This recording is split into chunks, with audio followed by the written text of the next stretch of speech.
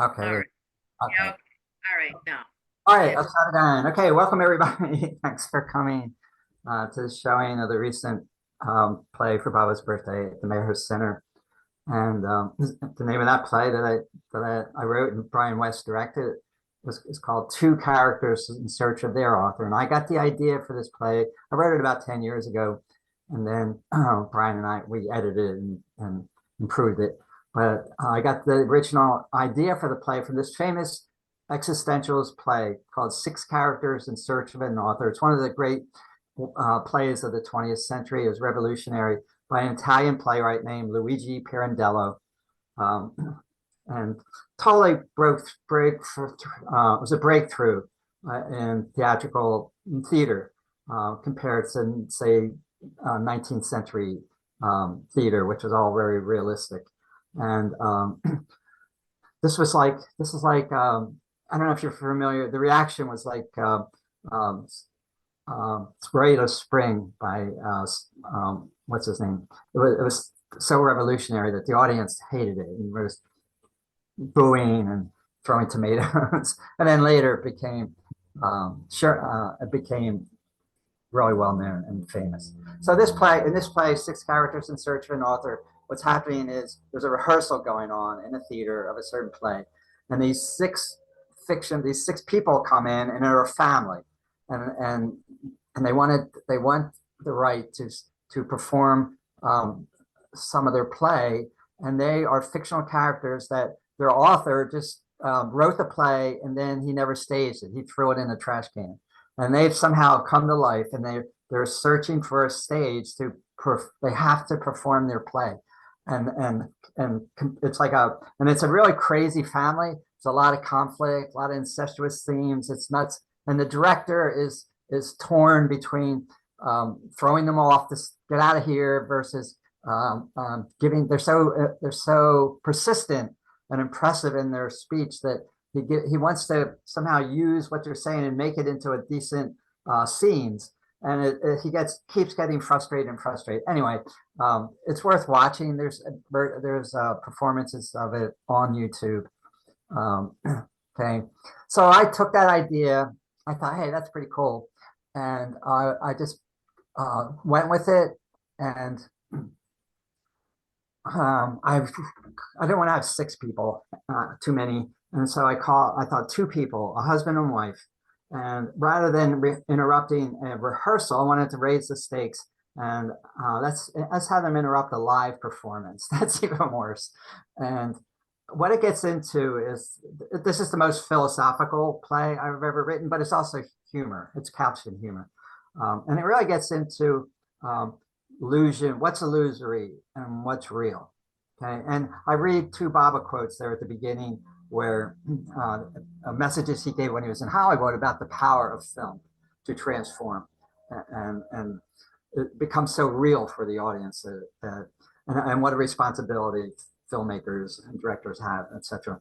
And and I was just playing with the idea that okay, everything is an illusion. The world as we know it, we believe in, is not real ultimately, according to Mayor Baba, and but also fiction is an illusion within an illusion, or like a dream is a dream within a dream. But fiction, whether it's theater or novels or films, is an illusion within an illusion, and yet it's the power of art it can transform. That's the irony of it.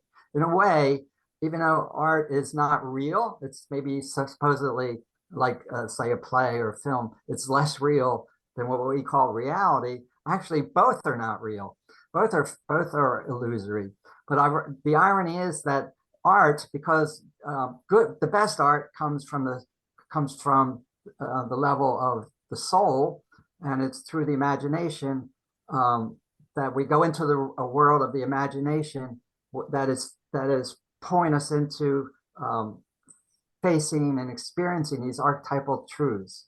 Okay, that can lead, and through doing that, we can have a powerful transformation through our experience with art that doesn't happen in the so-called real world. And it's ironic, so in a way, fictional characters, and I get into this, fictional characters and fictional stories can be more real than the so-called real world, even though they're both illusory. So there's ironies and contradictions involved here, and so those were some of the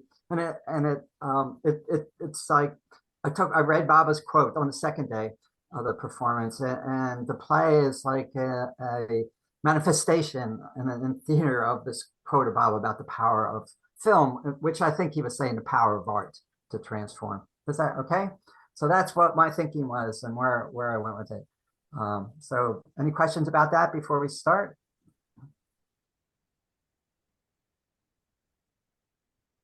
All right. Thanks, Joe. Yeah, this was embedded in the newsletter.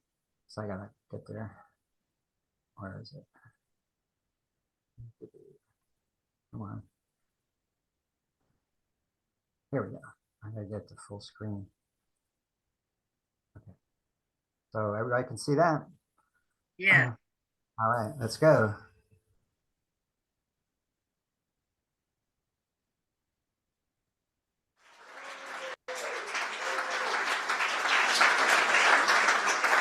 Jai Baba! Before we begin, let me remind everyone to turn off your cell phones. Videotaping, still photos, texting or scrolling are not allowed.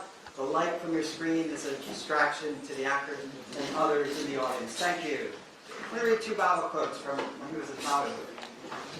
He who stimulates the imagination of the masses can move them in any direction he chooses. And there is no more powerful an instrument for stimulating the imagination than motion picture. And the universe is my cinema. Just as an audience becomes absorbed in witnessing a drama on the screen, and the film engages their emotions and sways their feelings by its influence, causing them to forget that it's not real. In the same way, the spectators of the world are charmed by their worldly film, forgetting themselves and taking it to be reality. I am really excited about this evening's program, which I'm sure you're going to enjoy. We have a real treat in store for you. We'll be presenting 5 famous scenes from 5 classic movies. Casablanca, King Kong, The Godfather, Gone with the Wind, and Avatar. But with one major difference. What we've done is reimagine each of these famous scenes and given them a Baba twist. Okay, but before we commence, I feel obliged to warn you about something. You see, the riskiest thing we'll be doing takes place in the scene from the 1933 King Kong movie. Now, I'm sure most of you have seen that original 1933 film, but for those of you who haven't, or just as review, let's take a look at one of the greatest scenes in cinematic history, where King Kong climbs the Empire State Building while clasping the beautiful actress Darrow in his gigantic paw. By the way, Baba watched this film in 1934 and seemed to like it.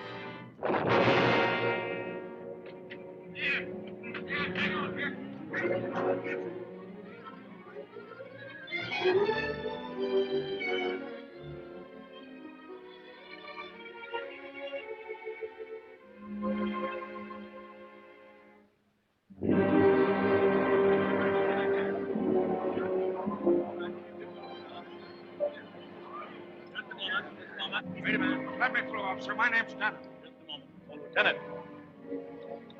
Lieutenant, I'm Carl Denham. Carl Denham? Denham? Oh, that's the man that captured the mob. Well, Denham, the airplane's got him.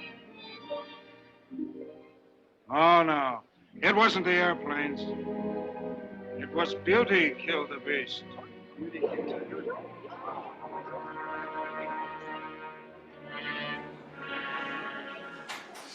Okay. All right, you got that? Now let me fill you in on something. In the Baba version we're staging tonight, the actress who plays Darrow will be performing an extremely dangerous stunt. She will pin or attempt to pin a Baba button on King Kong's hair.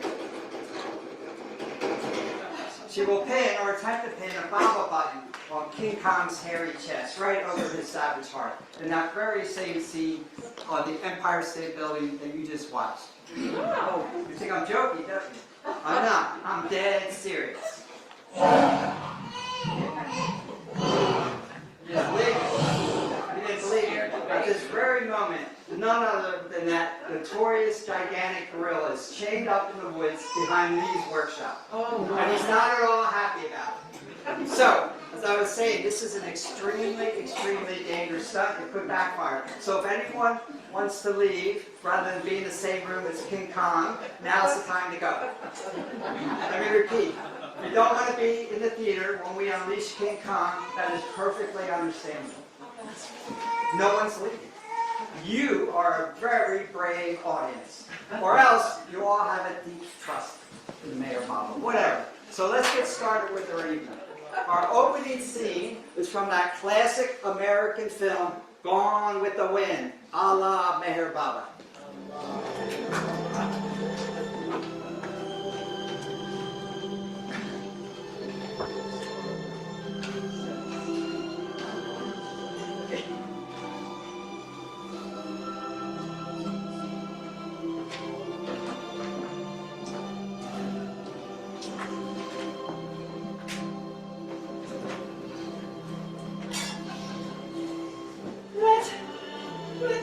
Please don't leave me. I'm so sorry for everything. Scarlett, my darling, you're such a child. You think that by saying I'm sorry that all the past can be forgiven. Here, take my handkerchief. Never in any crisis of your life if you had a hanky. Red, where are you going? I'm going to Myrtle Beach, South Carolina. That's where I belong. Oh, please take me with you. No, I'm through with everything here. I want peace. I want to see if there isn't some place left on earth with charm and grace. I'm talking about the Mayor's Spiritual Center in Myrtle Beach. Have you ever been there? No, Red. No, I only know that I love you. That's your misfortune. Red!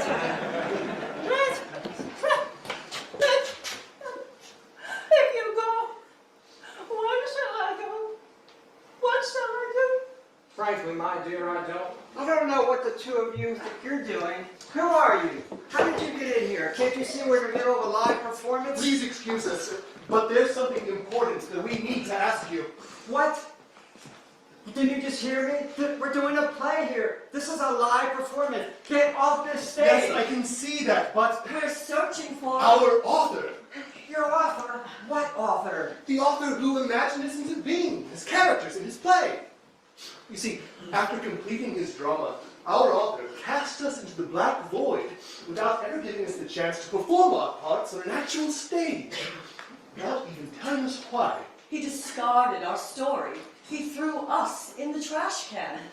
And ever since, we've been searching for our author in the hopes he would have a change of heart.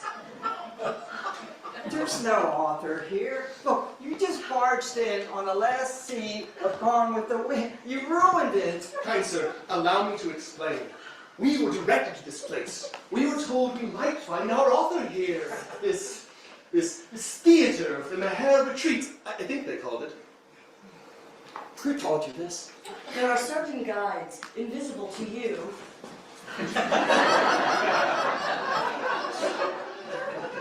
They have been assisting us in our search for our author.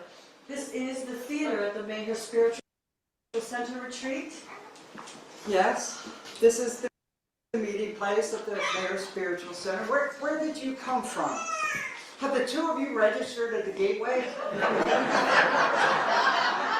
Have you taken a tour? All new visitors have to take a guided tour before coming on center. Sir, we have no need for human business like that. Don't you see we're at the end of our rope? We've searched theaters all over the world. New York, London, Paris, Mumbai. And still our author eludes us. If he's not here tonight at this this theater of an air retreat, then there's nowhere left to look. We'll be doomed to drift aimlessly in the black void unfulfilled. Look, folks, I'm terribly sorry for this interruption. Please be patient for a moment. I'm sorry, but this is not my problem. Please go away. I have no time for these absurdities. But you, sir, of all people, a man of a theater, should realize that what you call time is nothing but an endless string, hopelessly knotted with life's absurdities. And isn't it the purpose of theater to hold a mirror up to time's absurdities, what you call life? I thought we were here to perform. Why is he even talking to these lunatics? Yes, what you just said may be true of the world's greatest dramas like Hamlet or Death of a Salesman, but we're just doing a few simple humorous skits for a Bible audience. We're not exactly doing Shakespeare. And you, sir, would settle for that? You would settle for this sentimental farce, mechanically acted by amateurs. Amateurs who obviously have no stage experience. You betray your craft, sir. What is she talking about? Joe, Stop. Just listen to her. just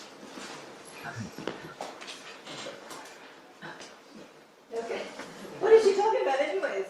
Of course we're amateurs. Please excuse my wife. She's been under a great deal of stress for a very long time.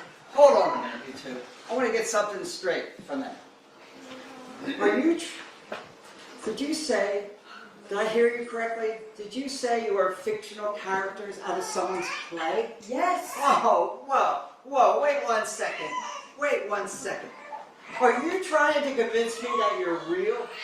That the two of you are some kind of fictional beings who have been leading a kind of ghostly life off the written page? And that by some kind of magic, you, unreal, imaginary beings step out of a paper script into the real world? How absurd. Exactly. But I take great offense at being called unreal, sir. Perhaps we're not real in the sense you're thinking, but we're certainly more true compared to most human beings. And is not truth the only abiding reality? What do you mean by that? Explain yourself. But all the nerve! We haven't even finished our skit yet! Certainly from what I've observed, most human beings spend their brief lives scurrying from one place to the next like rats on a sinking ship, rarely finding their purpose, blindly chasing worldly pleasures and comforts, and growing more and more confused every passing year. What's real about that? Whereas fictional beings, such as we, have but a single purpose in life, to live our assigned parts on the stage of passion and conviction. And unlike humans, we never get sidetracked from our destiny. And that's what I call being real. Well, okay, all right. Maybe there's some truth in what you're saying, but where is all this leading us? Nowhere. I am merely stating that one may be born into life in many different forms, as a stone, a flower, a butterfly, a man, a woman, or as a fictional character in a play. We are all equally alive and equally real. Now I've heard everything, and that's the Joe, dumbest- would you please get rid of these guys? If you don't, I'm calling the evening caretaker to do it.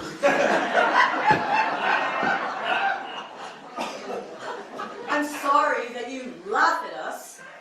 If you only knew the truths I carry within me. My love, please. No, they need to hear this. Look at them. They've all been lulled to sleep. All of them. Deep within my heart, I carry a real drama that will touch your audience much more profoundly than the frivolous skits you've prepared for this evening. A drama that will wake them up. Bryan's right. Go away, please. Clear out before I call for assistance. Hey, I'm sorry, you guys. Come on, let's start over. No, look here. You look. We've got 5 Baba skits planned for tonight, and I'm not going to allow you to ruin our our evening. You're being too nice to them. Don't let these intruders make a fool of you. I marvel at this we versus them attitude that has already sprung up between us, my friends. After all, aren't all actors such as we and you aspiring to the same thing? To see the characters created by an author come to life on stage for the spiritual upliftment of the audience. Don't listen to them, it's all word games.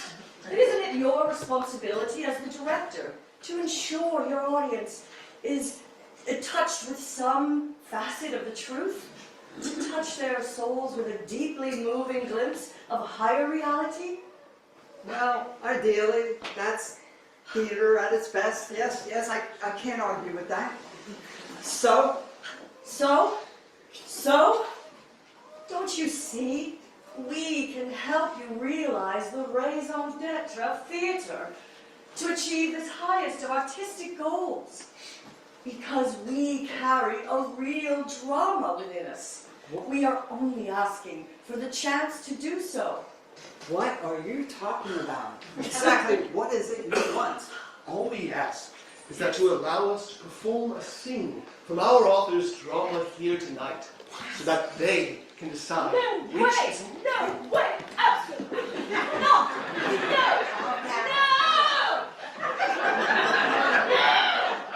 Playing Scarlet Hair has been my dream since I was in high school, and you know that.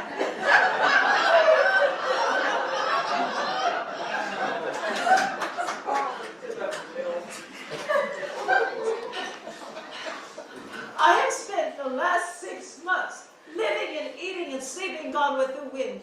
I even spent a whole week in Atlanta soaking up the antebellum history before coming to the center to rehearse.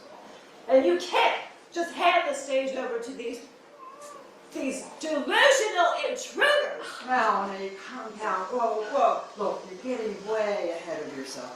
Wait a minute. Bryan and Melanie, why don't you take a break? Why don't you wait in the caretaker's cabin and let me talk to these good folks at home. And I'll call you in a bit. And just don't worry about it. Don't worry about it. Well, I never. I feel so betrayed. Melanie, come on. Trust me.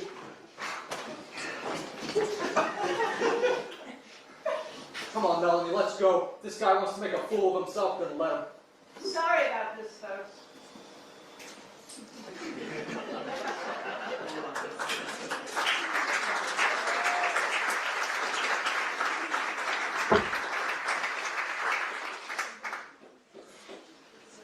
All right, you two, let's talk.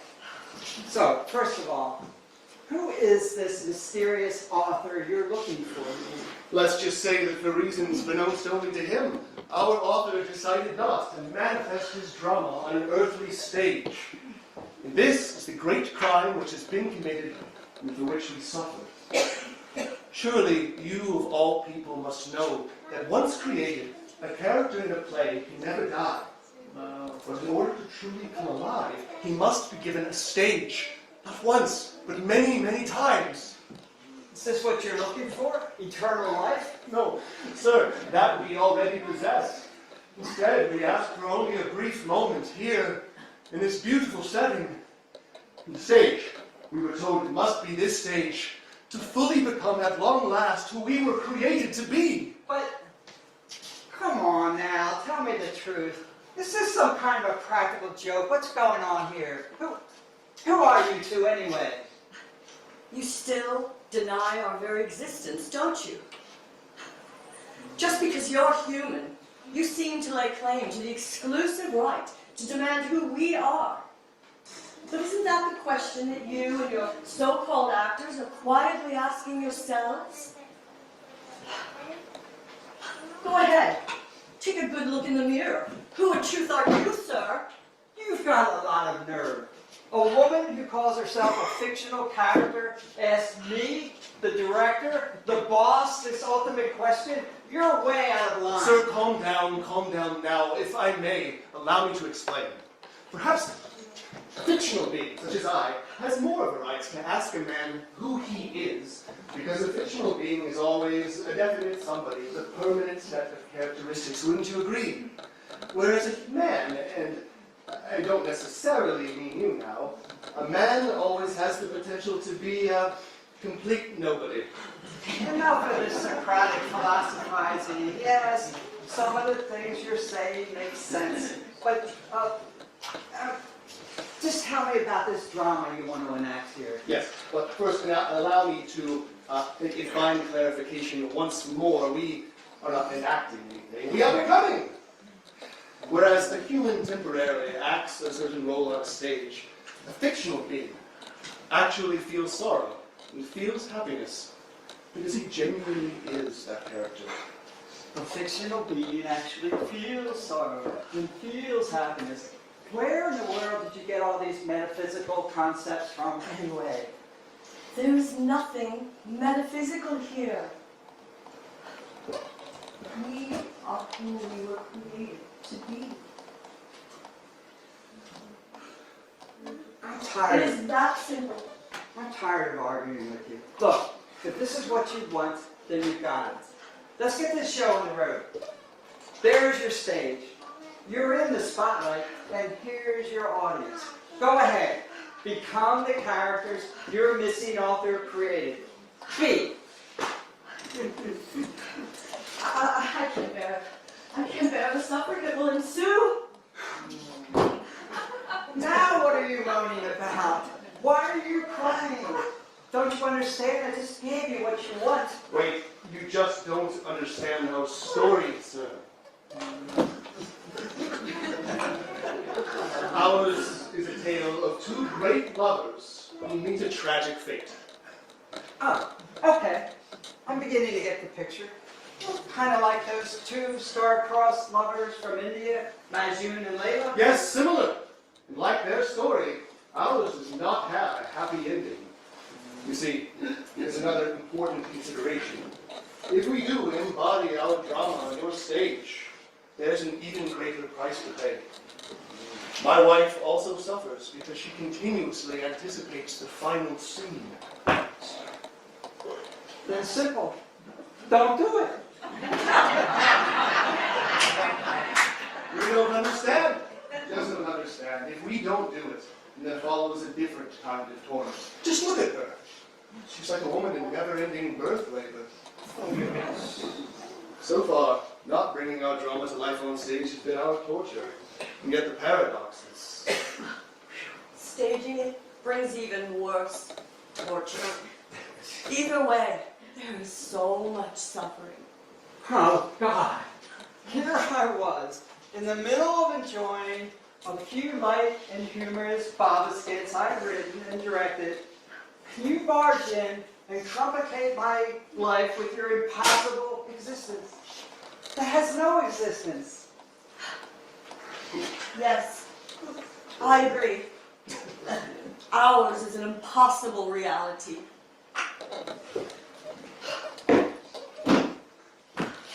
But if you, as a human, were actually conscious that yours is nothing but a fleeting dream, shifting into this shape today, becoming that shape tomorrow, then you would understand our predicament.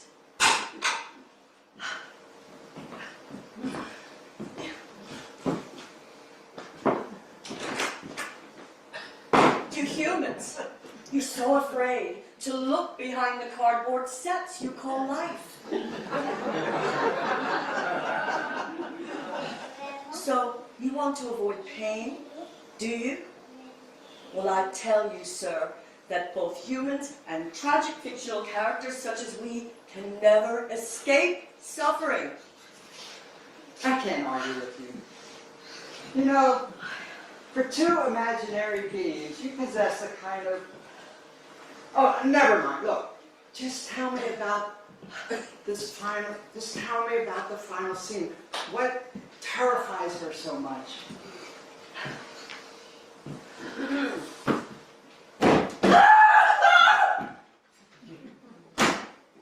So you finally want to know? I will tell you.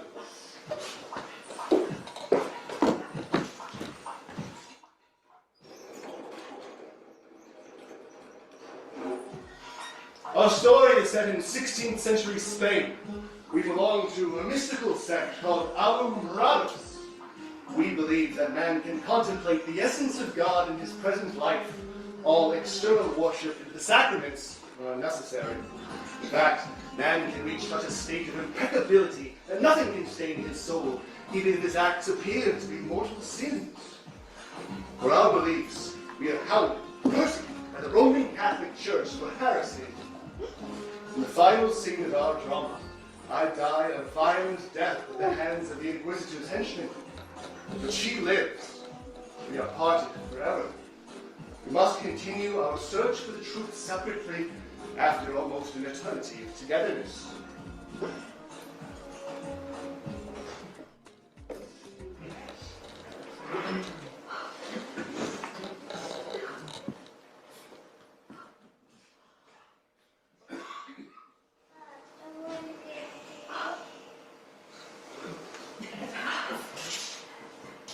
Let the drama begin.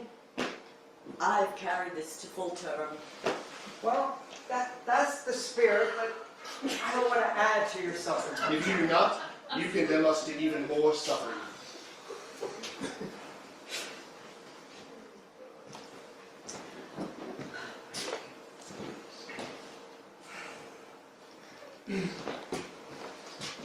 All right, Matthew, let me say something.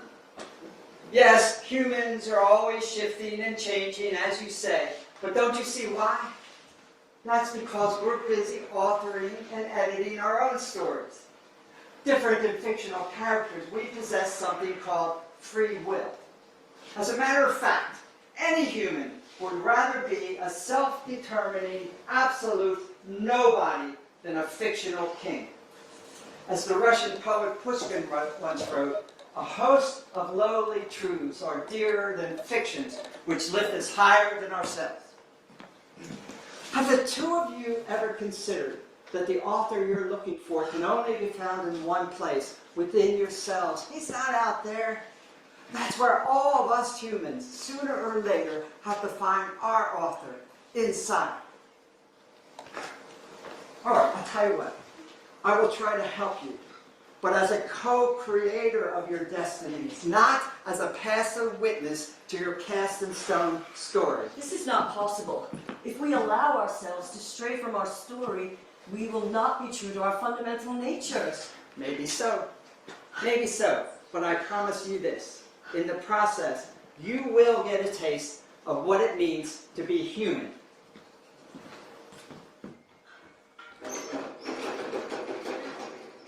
Here's my decision.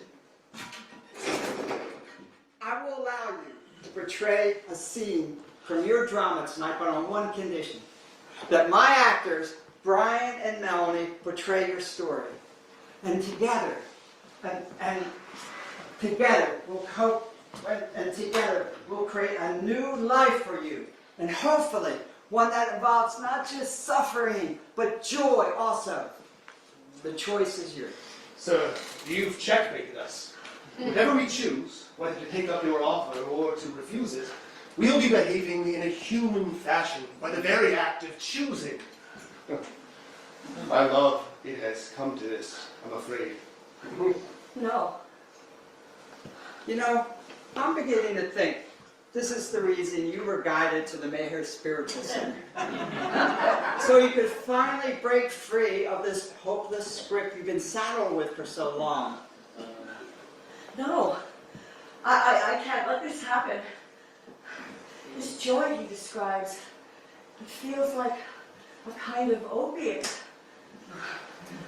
I've lived with the horror of your impending death and our separation my whole life. How can I live in any meaningful way with you not dying?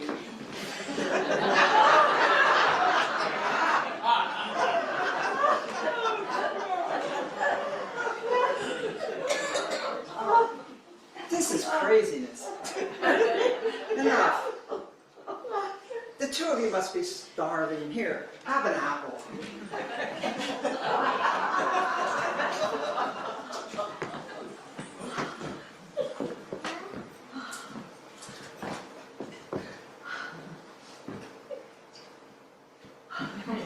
Try it.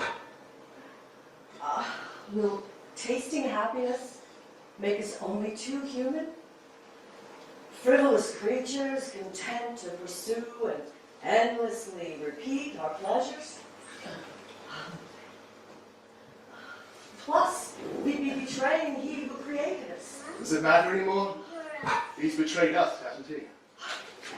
If we allow you to alter our script, we lose hold of our very selves. Come on, you've made it this far. Now take the next step. Open up to the possibility of change, will you? You can choose. So what do you say?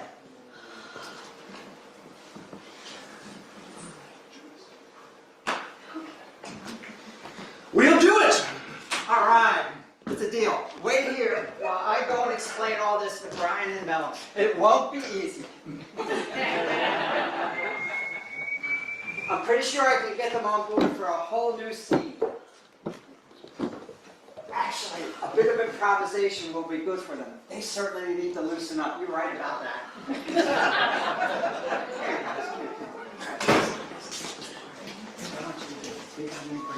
You're going to portray their scene. What? No, what? Just listen. I think, do it, don't go for me. Don't for Bob. I think he wants it. Okay, all right. Please. All right, so here's what just trust your instincts and just go for it, okay? This is a crazy thing. Say, this is, come on. All right, well then, it's the craziest idea I've heard in my whole life. I know. Like, okay. All right, so you get the gist of the story. It takes place in Spain around the year 1650. They're members of a heretical, mystical sect called the Umbrellas. Alumbrados. Alumbrados. The Roman Catholic Inquisition wants them exterminated. Nasty business. So you'll be playing their final scene. But if all goes well, with a new and more hopeful twist. Okay, Bryan and Melanie, you're on.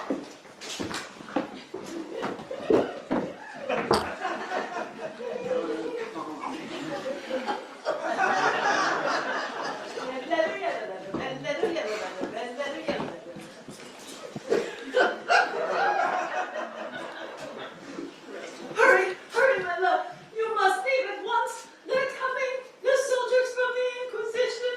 They're here to kill you. Go. Leave by the side door this instant. Go, my love. No, I will not leave, not without you. I would rather die in your arms. I cannot live or die without you. What are you laughing for? Nobody has ever laughed at me before. I'm so sorry. I wasn't laughing at you. But how can she possibly know what I'm experiencing inside?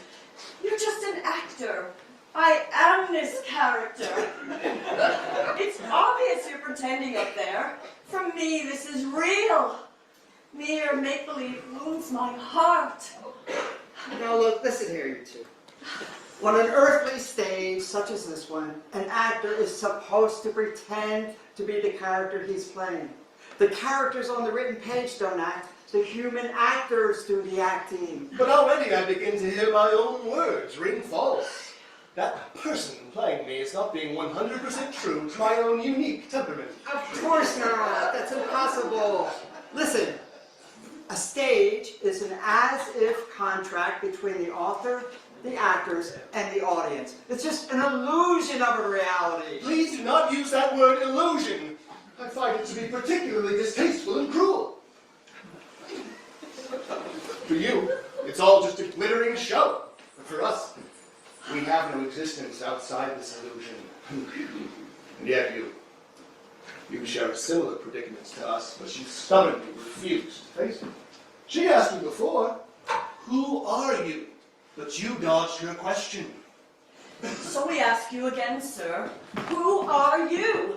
You ask me this now? Who am I? Who am I?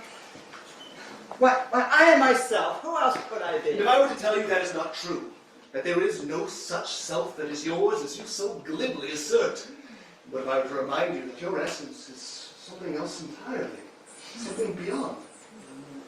Sir, if you expect us to step into an alternate, higher reality, I must ask that you strive harder to do the same.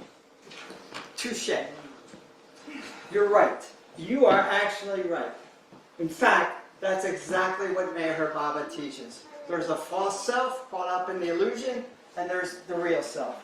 How do the two of you, mere fictional characters, know all this? Never mind. Don't answer that question. Let's just stay focused on our task. Remember, I'm trying to help you forge a new reality for yourselves. One with possibilities for life and happiness. I'm beginning to understand why our author refused to bring us to another stage. Forget all that! Okay, it looks like we've reached a critical point in your drama.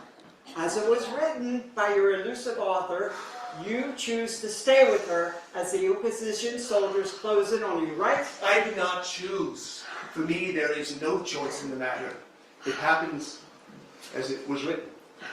Yes, I know. This is the age-old question. This is not what drives us, fate or free will. You say fate, but I'm saying lean in the direction, please, of free will. Try free will on for size, will you? Look, how would you like this to go? Dare to become the authors of your own drama for once. Go for it. So difficult. Don't you understand? My heart is completely filled with the suffering that is about to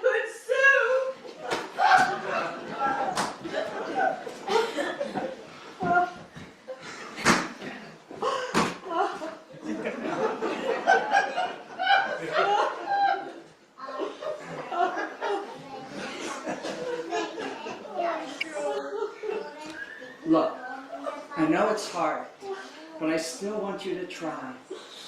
All you have to do is make a small space inside your heart for something new to come in. That's all I'm asking. Okay then. I would like... Great, but don't tell me. Tell her. She's your actor now.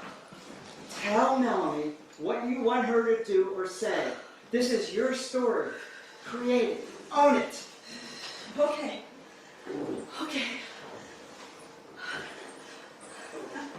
I don't think I can do this. Oh, come on. Try.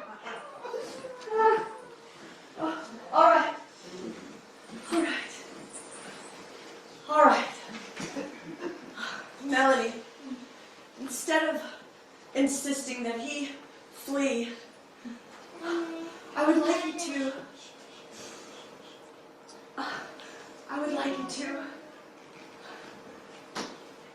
take his hand, and I want you to get down on your knees, both of you. Both of you get down on your knees, like this. And then, let me think a moment. I want you to surrender your lives. Surrender your lives to him, whatever comes in the next moment.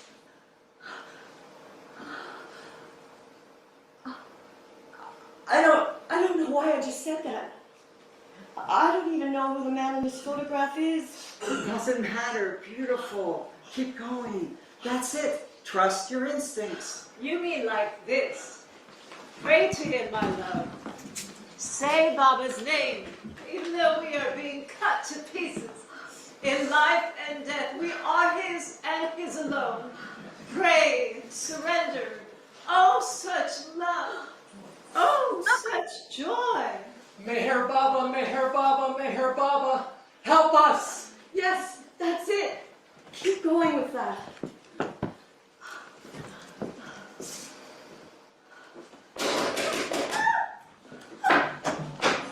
There he is! Seize him! By edict of the Congregation of the Holy Order of the Inquisition, I have orders to kill, in the name of God, all heretics upon capture.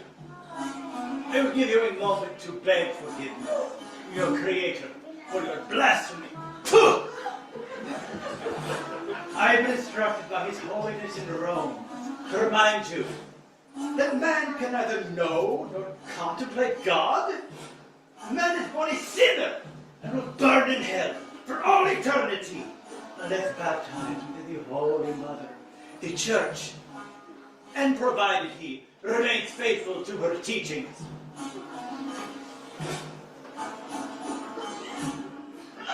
Repent for your heresy!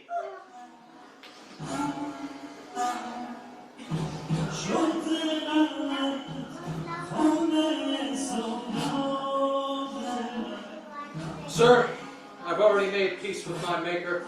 I make peace with you instead. I forgive you for what you've been ordered to do. No, no, remain on your knees. Keep praying to him.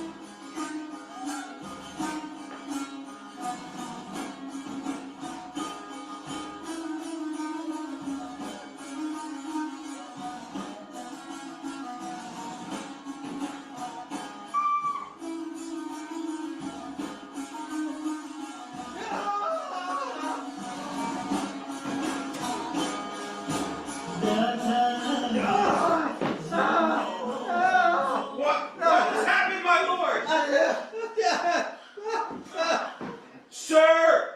I said, release him! But sir! You heard what I said! Release this man! Wait! Wait for me outside! Go! Go! I cannot do this anymore! When I looked upon your faces, I saw. Oh God, I saw! And then something or someone grabbed a hold of my arm. Forgive me, but I know not what I was doing. My God, what have I been doing? My God, what have I been doing? No, stay away! No more! No more of this! No more of this insanity! I'll do no more killing!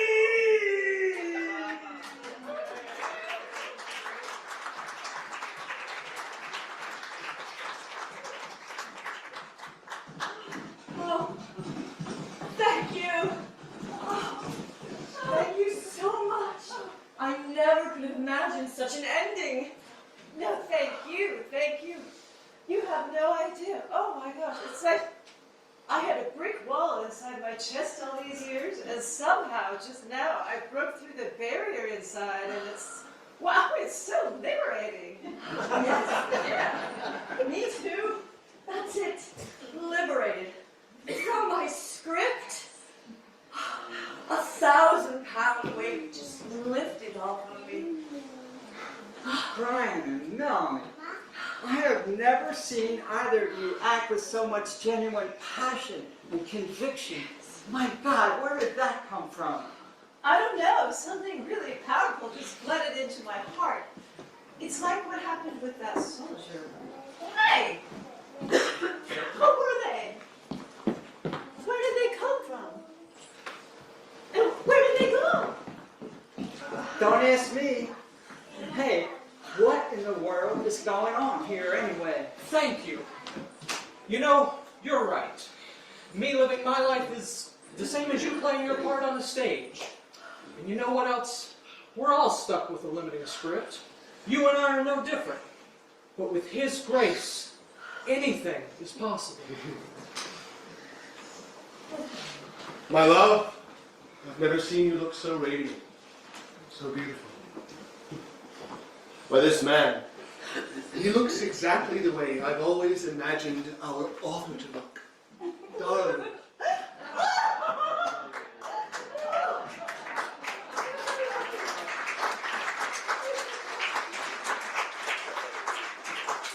We finally found him. Now we're open. Thank you. Don't thank me. I had nothing to do with this. Hey, I have an idea.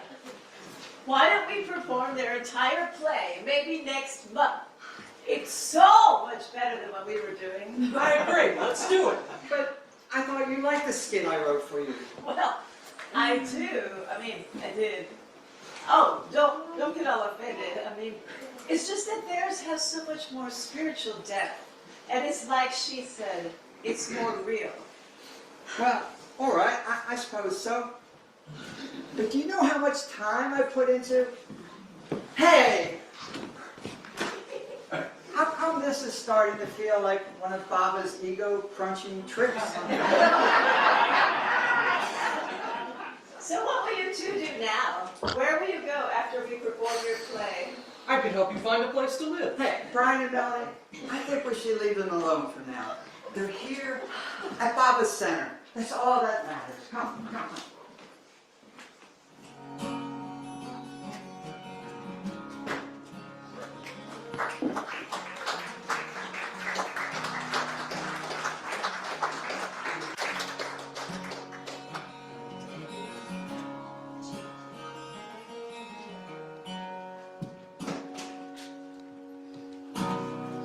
I'll give you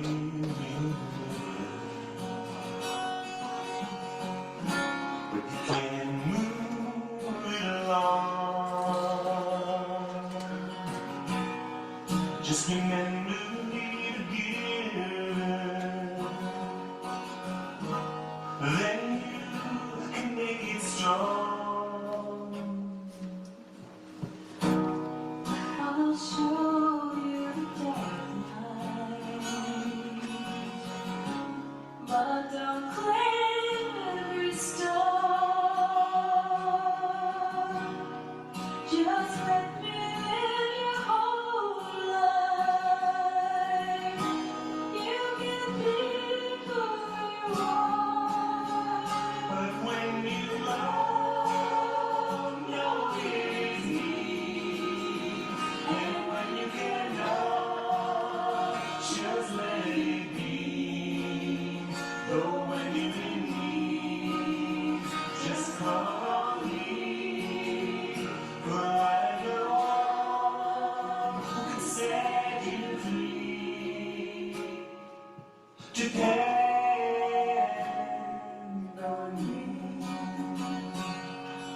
Depend on me.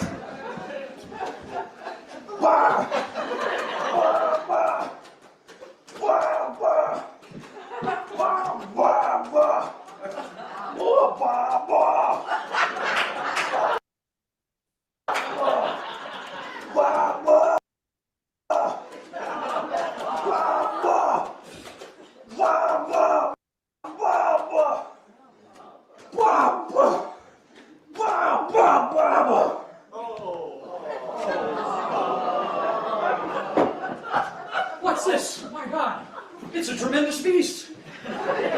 Wait, stand back, Chief of Police here. Let me in.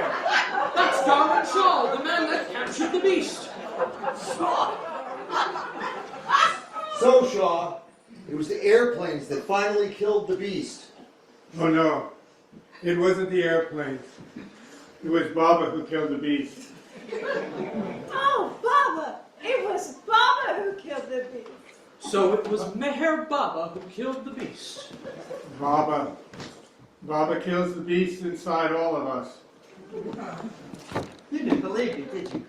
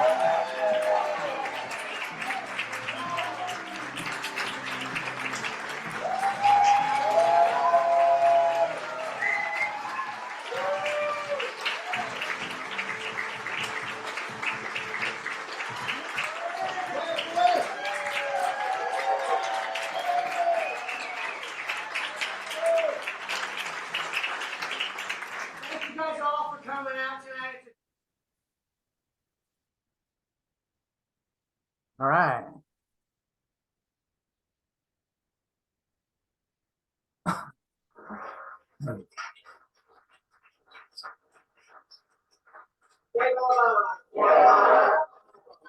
Before we begin, let me remind Whoa, is it everyone playing to again? turn off your cell How phones. do we get it off? Videotaping, still photos, How do we stop?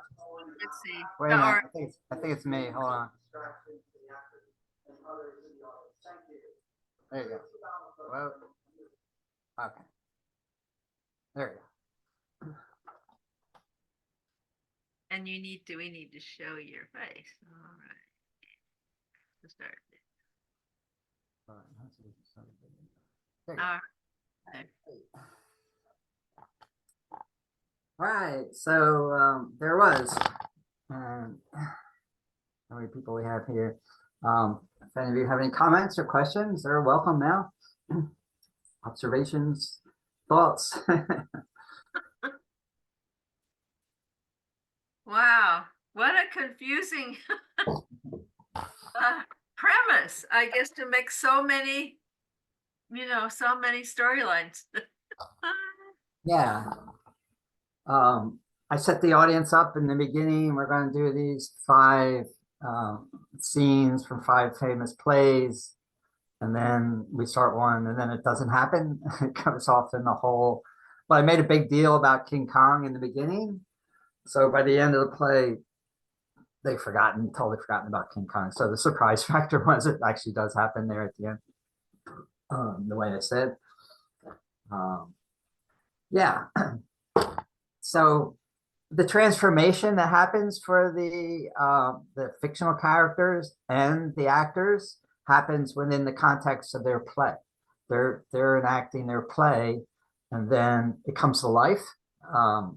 And the Inquisition soldier comes in as it was written in their story, and instead of killing him, because they're praying to Baba, so instead of killing him as it was written in their script, this divine intervention happens, and like St. Paul when he fell off the horse there, and the Inquisition commander sees something spiritual or sees God's face and collapses and just has a spiritual awakening, and that has this powerful transformation for the fictional man and woman, for Bryan and Melanie, and so the idea being that the power of art, it happens, this powerful spiritual transformation and awakening happens within the context of their play and not in so-called real life. Okay, so I just wanted some of the thoughts I had about it. Wow.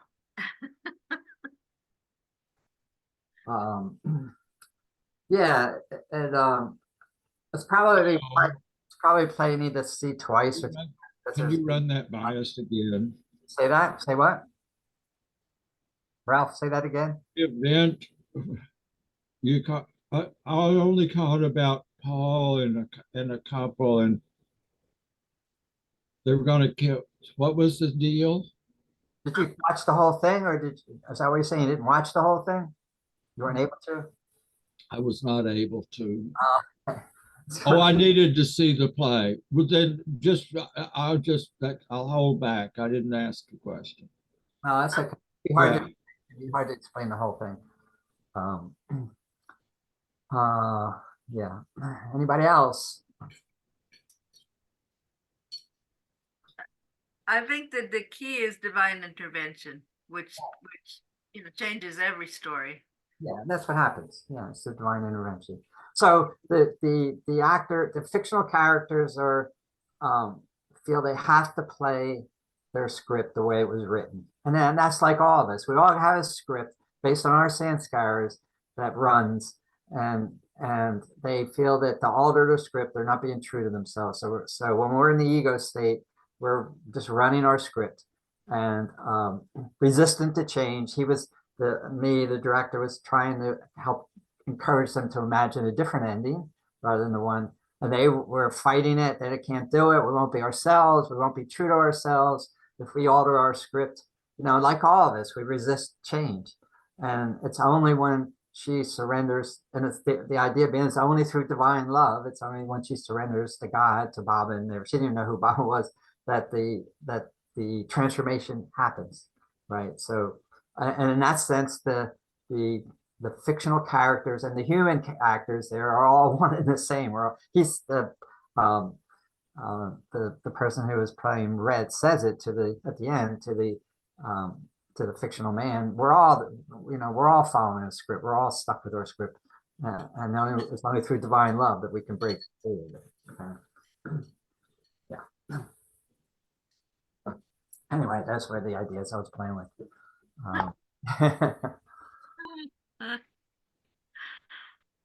Wow. Well, And again, I don't think they got too serious. It was philosophical, but I wanted to add humor in it within the play itself, but also the King Kong humor at the beginning there. So, yeah. Anybody else? Any other questions, comments? Marge, you're there. You got anything to say? Hi, Marge. I haven't talked to you in a while.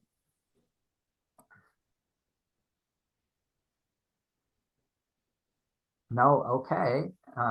I think you should edit out that part of King Kong really? being shot with bullets and falling to his death. that was sad, wasn't it? Yeah. That's too much. Really? That's too, shouldn't show stuff like that. Why? Oh, you didn't see the beginning of the play. I showed sad. Wait a second. I showed the scene from the real film, and I said Baba want to see that film, and actually liked it. Okay, and I showed that King Kong scene at the beginning, and yeah, see, that's interesting. It was just a farce there at the end, but still you identify with King Kong. You don't want to see him die. No, it's symbolic that Baba kills the beast in all of us. Yeah, He was in love and innocent. yeah. Well, in the original version, that's not the way it was played. In the 2005 version, they showed that he was in love with Darrow. How did he end up in this country? They captured him and brought him by ship, right? Yeah, exactly. Yeah. The 2005 film emphasizes the relationship between King Kong and Darrow. The original film, the one I was going on 33, he's just a monster that captures Darrow, and she's terrified. Yeah. And I just went with that one. But Baba saw it. Baba watched it, and he stayed through the whole film apparently and liked it. So interesting. All right. So I guess if there's any more questions or comments, I guess we could end here. Thanks for watching. And I just want to I just wanted to add that I'm currently working on I'm planning to show at the stage at the center, a musical that I've written called called Trail of Tears, and it's going to be on the anniversary of Baba's car accident at the end of May. And it's Kath Whedon, who lives in town, has written 12 original songs for the musical. So we're starting rehearsals for that. So I'm excited about that. It's going to be really cool. And it's going to be at the meeting place, and we'll videotape it. This one. I can't hear you, Betty. You saying something? Betty, you're muted. Such a sad story. What are you, and musical to me implies lightheartedness. How am I? I'm just wondering how you're gonna. Right. Okay, so the musical, it is lighthearted in time, but it's also a musical doesn't have to be just lighthearted. It's both. It can be both. Yeah. There are musicals to that effect. The musical takes place in 2 time periods. It takes place in 1932 Hollywood when Baba's there, and it takes place in 1951 and 52 Prague, Oklahoma. Okay. Wow. And the central character, the main character is named Clara, and she graduates from Prague High School in 1931. She's been in musicals. She aspires to be a Hollywood actress. Okay, so what she's done is gone. And 32 was when the talking films were really coming into their own. Okay, and there was this huge demand for films because of the Depression. People want to escape their grim reality. So she's gone to Hollywood.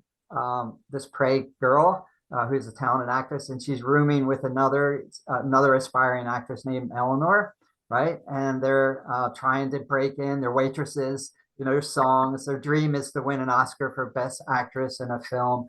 That's their dream. So there's all kinds of songs. There's humor. And then Eleanor's looking at the LA Times, and she sees an ad from a catering company looking for servers for an event in honor of someone named Mayor Baba at Pickfair. Okay, this was a true story. Pickfair was the mansion of Mary Pickford and Douglas Fairbanks. And Pickfair was like the biggest, most famous party mansion in the world, next to the White House. They say the celebrities that were, he would have parties there. The Douglas Fairbanks and Mary Pickford, and then so they say, we got to do this. We got to get a job here. It's going to be all these famous producers, movie stars. We got to, we can flirt. We can maybe get their business card. We can maybe get audition. Okay, so there's scenes. What you see is the kitchen of Pickfair. Never see Baba. It was a hors d'oeuvre event. And Eleanor, the one who's more ambitious and really, she does succeed in getting the business card of one of a low-level producer. And Clara, who's from Prague, serves Baba. You don't see this; you hear about it in the kitchen. She actually serves Baba, and he touches her heart and awakens her heart. And she's in the kitchen. She's falling apart. She's crying. Okay, and eventually gets fired. The story goes on. Baba asked her to come for an interview the next day, where he was staying in Hollywood. Mark Edmund Jones, the astrologer's house. Her bus gets. There's a traffic accident. Bus gets delayed. She tries going the next day. Knocks on the door. Baba's not there. He's out to lunch, and he's leaving that day. The woman who answers gifts says, "Baba wants you to have this." He gives her a Baba photo with a message to her on the back. And then there's scenes back and forth. 1951. She gives up on her dream to be an actress because she's going nowhere, and Eleanor is starting to succeed, and she goes home and marries her high school sweetheart. Okay, so the scenes in 51 open, and he's a pilot in the Navy in the Korean War, and his plane's missing, and she gets the news eventually that they found him. It goes from there, but basically she goes downhill emotionally. There's humor in here. There's lots of different scenes in Prague Diner in 51, at the church, at the cathedral there, the Infant Jesus, and lots of songs. And I want to give the whole story, but it ends in after 20 years. So Baba really awoke her heart, and then he left, and she left. She went back. Her life goes on. 20 years. She's raised 2 kids. They're in this story, and never forgot him. She keeps this photo of Baba in the back of her photo album, the family photo album, and she's forgot him, but hasn't forgotten. And basically, I won't tell you the whole story, but at the end, she meets Baba in the hospital. Okay, and there's this amazing, beautiful reunion, lots of songs. Okay, so that's a little bit of the summary. Okay, so that's a wonderful story. That's exciting. Yeah, it's going to be really touching. There won't be a dry eye in the audience. Um, but also she goes downhill. She's a half Cherokee, so I draw on the Trail of Tears. I draw on her Cherokee roots, connecting it to Baba's, maybe work with redeeming the crimes that were done against the Indians. And actually, she contemplates suicide. She goes downhill from the time of her husband emotionally, and etc. And it's at the day she's going to kill herself that she decides. She hears about the car accident, that she decides to go to Dr. Burleson's clinic to drop off roses. She doesn't know it's Baba. She just knows it's a group of Indians. And Monty comes out, and when she gets there, the reception says, somebody came this morning, one of the group, and asks, when you come to wait here. And well, how do they know I was coming? And Monty comes out and tells Clara that my traveling companion wants you to bring the flowers to him in person. So Monty leads Clara back to Baba's room. You don't see Baba. Monty's translating.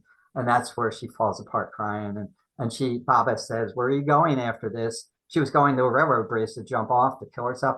And she said, I'm going home. And Baba says, tell me the truth. I know all. And she admits to her suicidal intention, and she just falls apart. Okay. And then Baba tells her, she's sobbing and sobbing and sobbing. And Baba tells her he wants her to bring roses every day. And Monty will meet you out front and at the reception, and they're for Mara. And that he would like her to, if Mara is feeling well enough in the coming days, he would like her to meet Mara. And then he says, I'm going back to Myrtle Beach, and somebody will get in touch with you. I want you to come and stay at my new center. So this whole new life opens for her after hitting rock bottom. Okay. But the connection she made with Baba was back in Hollywood in 1930. And then, in 51, 52, her flatmate, Eleanor, 32, actually does win the Oscar for, Claire hits rock bottom, Eleanor wins the Oscar, but Claire gets Baba. So there you go. that's the Fabulous story. Yeah. Oh my gosh, that's exciting. It's gonna be really beautiful. And I got the girls who are playing they're 22 back then, aspiring actresses. Claire is age 22, and also in 51, 52, she's 42. Okay, 20 years later. But the two girls who are I'm playing, like I got to play Claire in 22. She's not a Baba lover, but she's coming to the center later today. And her name is Sierra, and she just graduated from the University of Montana, and she's a musical theater major, and she's been in musicals, and she's perfect for the part. And then I just found another young woman, Brittany, who just came to the center last week for a tour, and Peter had met her. And she's been in theater, and she can sing. So she's 29, but she can play a 22-year-old. So she's playing Eleanor. So I've got these two young women who have stage experience and can sing in the musical. And then Dineen, who is, you saw Dineen was one of the dancers in the play you just watched. She was the shorter one with black hair. Dineen is playing, Dineen can sing, and actually she's going to play Clara in Prague in 1951, 52. Okay. And she will be half Cherokee. You can see from Dineen's black hair, and she has a Native American look about her. So so this is going to be anime. I'm really excited about it.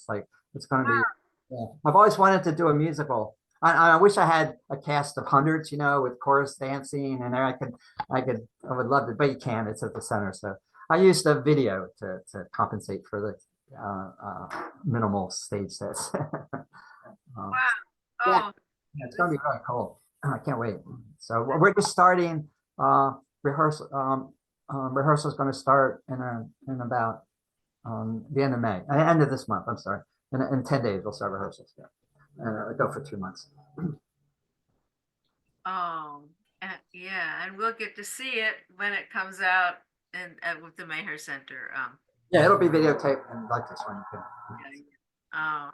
This is so tantalizing. Thank you, Joe. I got to share that. Tell people. Awesome. And it's cool. It'll be, I chose that date because it's the anniversary of Baba's car accident. So it'll be part of the honoring, remembering the car accident weekend. Yeah. And Prague, in Heartland Center is doing a special program on Friday the 24th. So I'm not sure yet whether we should compete with them at the show, and maybe have it Saturday and Sunday, two or three performances. We'll see. All right, thank you so much, Jay Baba. Thanks for watching, and hope to see you soon. Take care. Bye now. Bye now. Okay. Yay, Baba, thanks. Okay, now.